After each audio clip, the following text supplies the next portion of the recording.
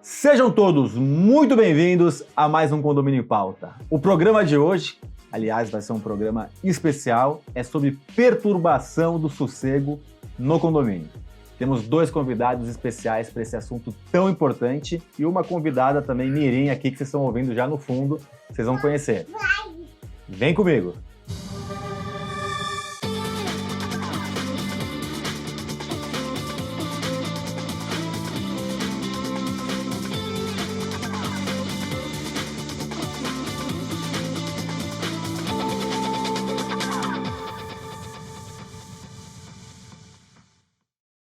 Os nossos convidados de hoje são dois convidados especiais, dois síndicos que estão no momento maravilhoso da carreira, voando. Um aqui de São Paulo, o outro de Volta Redonda e uma síndica mirim. Ih, dá um oi pra câmera ali, ó. Ali, ó. Ali, dá um oi ali, ó. Ih, saiu da câmera. A filha do Fábio Azevedo, nosso síndico de Volta Redonda. Fábio, prazer enorme ter você aqui com a gente. Prazer é nosso, mais uma vez poder estar aqui com vocês, é uma honra. A honra é nossa. E Renato Retz, já está virando aqui de carteirinha do programa. Renato, prazer enorme ter você novamente aqui. Ricardo, muito obrigado pelo convite. É uma honra, é um prazer estar aqui. Me sinto em casa, né? Queria agradecer aos nossos patrocinadores, Repinte, especialista em restauração predial, Síndico Legal, Portal de Leis e Gestão Condominial, Gabor, o melhor curso de síndico profissional do Brasil, e Síndico 5 Estrelas, o principal diferencial do segmento condominial brasileiro, a certificação que muda a sua vida. Já está aberta a inscrição para a próxima prova. Entre na fila de espera e faça parte desse grupo seleto, o mais seleto do Brasil. Renato, começar com você. Falar de perturbação de sossego, eu acho que é uma coisa comum para o síndico, né? Eu acho que é uma das maiores, se não a maior demanda, pelo menos em volume e em tempo, que um síndico tem dentro de um condomínio. Faz uma introdução sobre isso.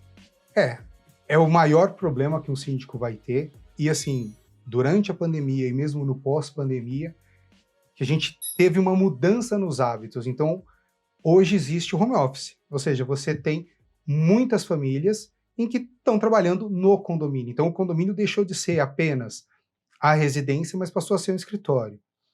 Lembrando que agora voltaram às aulas, então você tem crianças que alguns tocam instrumentos e estão praticando em casa, desde guitarra, piano a bateria.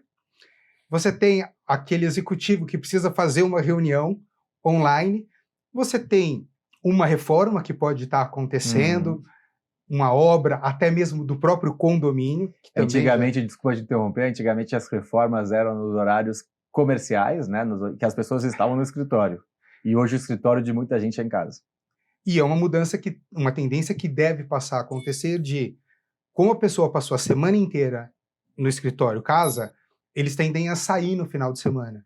Então, provavelmente no futuro, as obras vão ocorrer de sábado e domingo, assim como já são nos condomínios comerciais. Sim. É uma loucura tudo isso. E tem um outro ponto, né, Fábio? A questão de as construções, os novos condomínios, a acústica é uma porcaria, né? Então você ouve desde descarga a carinhos amorosos, a discussões, parece que você mora com seu vizinho de cima e com o de baixo. Então isso aumenta ainda mais o problema da perturbação do sossego, principalmente por conta de barulho, né? Exatamente. As construtoras novas, né, elas não têm essa preocupação, né, com a acústica, e aí isso potencializa um problema que é comum, né, no convívio, né, na vida em sociedade. Então os prédios novos, só para você ter ideia, uma das maiores reclamações que eu tive agora recentemente, um condomínio novo, popular. A reclamação do condômino era que todo dia, às 6 da manhã, ele se incomodava com o despertador do vizinho. Até aí uma reclamação razoável, né? Mas ele não conseguia identificar o despertador do vizinho porque o despertador não fazia barulho. O barulho era o vibracal do celular. E isso incomodava ele. Cara, eu vou te contar que já aconteceu comigo.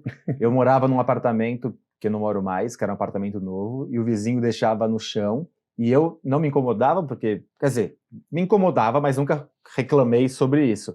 Mas eu acordava Pelo tremor que fazia, eu logo identifiquei que era um despertador, que era um celular, mas ele tremia de 6h30 da manhã todos os dias. Então, um dos grandes desafios é esse, né? Hoje a maioria dos prédios novos tem a acústica muito deficitária, e aí quando a gente pega um condomínio mais antigo, a gente comemora, né? Porque a gente sabe que pelo menos essa maior dor que a gente sente, né? Que é o conflito entre vizinhos por conta de comportamento, ele vai ser atenuado porque as construções são mais robustas, né? Você tem uma parede dupla mais bem executada. Eu moro hoje num condomínio que tem 55 anos, aqui quem é de São Paulo, nos Jardins, e eu jogo futebol todo dia na sala com meu filho e eu nunca tive uma reclamação de barulho. O prédio que eu moro hoje é uma exceção, é um prédio que tem 3 anos e, por incrível que pareça, meus filhos, você percebeu, eles são bem agitados, eles brincam de pique-esconde, pique-pega às 10 da noite no apartamento, porque eles fazem a volta, né? Abre a sacada do quarto, da sala, eles ficam correndo em volta do apartamento. A gente nunca teve uma reclamação e a gente não ouve também, né? A gente tem vizinhos que às vezes comentam, vizinho de cima, gente, vocês não ouviram, não, ontem a gente fez muito barulho, a gente não ouve. Bom. Mas é uma coisa atípica. Hoje, realmente, o padrão é você escutar realmente o vibra-call do celular. E é delicado isso, né? Porque como que você vai falar, pô, você não pode colocar o celular no chão e vibrar? Você não pode pôr um alarme do celular? Você não pode fazer amor com o seu cônjuge ou com um parceiro? Quer dizer, são coisas muito delicadas para se tratar, né, Renato? Aí passa a ver aquela parte que você tem que se colocar, empatia, se colocar no lugar do próximo. Então você fala, tudo bem, entendo que quando o meu vizinho precisa acordar cedo, ele tem que pôr um despertador. Mas, poxa, eu também uso o despertador, então você vai ter que ceder, é a vida em condomínio.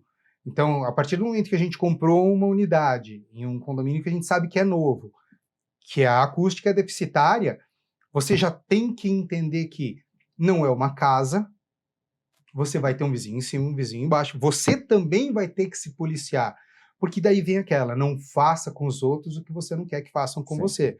E a empatia é uma coisa que a gente tem que praticar e que eu sinto que os brasileiros começaram agora a ter um pouco mais. Então, outro ponto que eu gosto muito é você promover a integração entre os condôminos, porque aí não é o cara do celular, é o Fábio. O Fábio é médico, ele tem cirurgia às 4 da manhã, ele precisa acordar. Isso, e tem um ponto legal.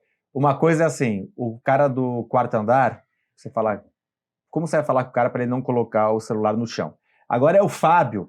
Fábio, e aí, cara, tudo bem? Jogamos futebol ontem. Deixa eu te falar um negócio. Cara, tira o celular do chão, põe no... Ou põe um mousepad, pelo amor de Deus. Põe em cima da escrivaninha, põe em outro lugar, tá me atrapalhando. Ah, beleza, desculpa. Resolveu o problema. Eu acho que esse é o maior desafio, né? As pessoas idealizaram no síndico o cara que é a solução para os problemas que são do convívio, do cotidiano. Existem algumas situações que não cabe nem a intervenção do síndico, né? Não é possível que a gente está caminhando para viver em uma sociedade que você vai precisar de alguém para intermediar esse tipo de diálogo com seu vizinho, o cara que mora mais perto de você que o teu irmão.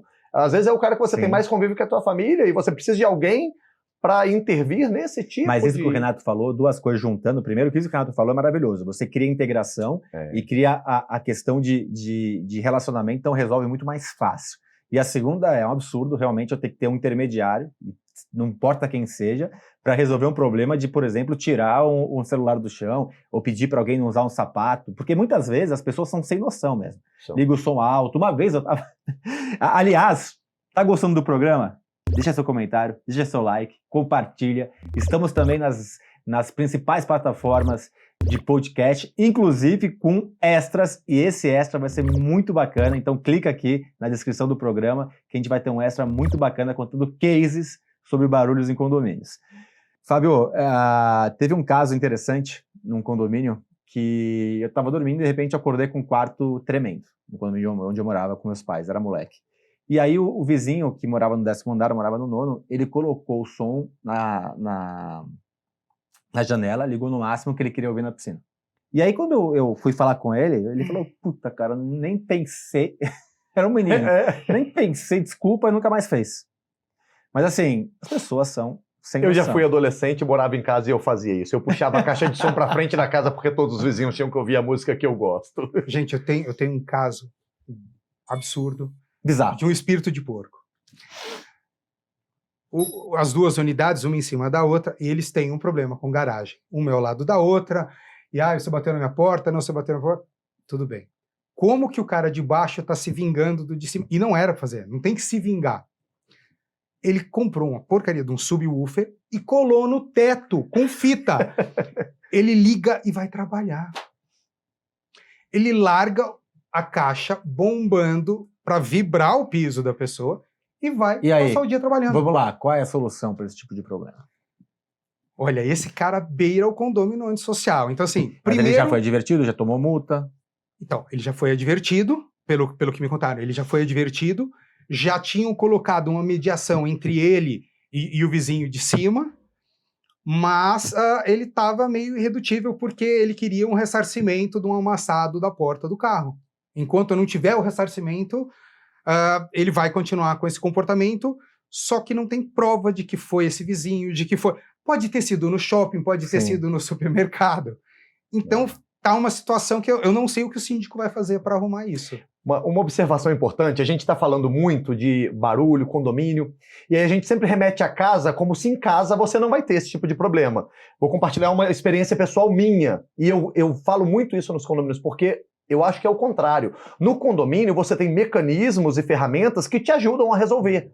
Na casa não. Como você faz quando o teu vizinho está fazendo uma festa de arromba ou está fazendo um barulho que te incomoda durante o dia?